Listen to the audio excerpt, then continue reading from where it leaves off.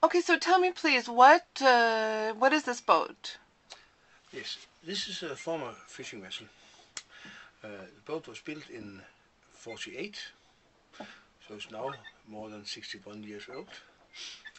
And I have, in reality, been skipper here since 78. And but it stopped as a real fishing vessel in 2001. Then the Society of Living Sea bought the boat from the cooperative where I was a leader to. And since that it has been, we can call it project ship or action boat for a living sea. Of course, it is a society where we concentrate on the sea environment and the fishery, and of course we have to be able to go to the sea. So we try to have it. But the boat is now 61 years old. And why are you here at the climate meetings? Uh, if we look what's the biggest problem for the sea environment and also for the coastal fishermen who we support, then it is the climate change.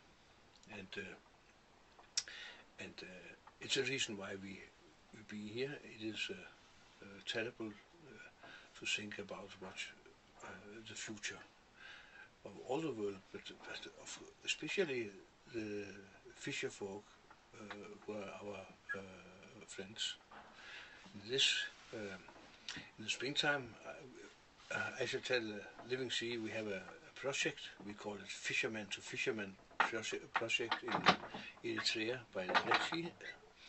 And again, in the springtime, I was there for 1 month, and we visited small coral islands outside the coast where fishermen had been living for more than 1,000 years. But these islands are only 1 meter over the sea level, so they can look forward to the end of their story of their living there. But that's not the most serious. The next is that all the beautiful coral reef under the sea level, where they are background for all the big fish stock and very very good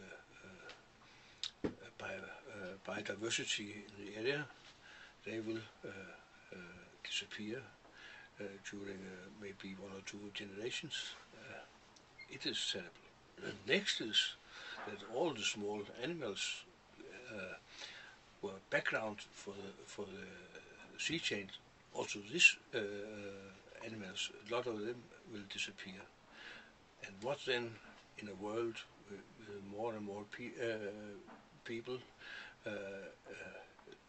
more or less area where you can make farming for food. We, if we then have not have any fish stock to live from, it is a catastrophe. So we cannot think about it. So therefore, it is the most important thing we are working with this time. It is the climate change. But we have also, we demand something also for fishermen. And for instance, in Denmark, if we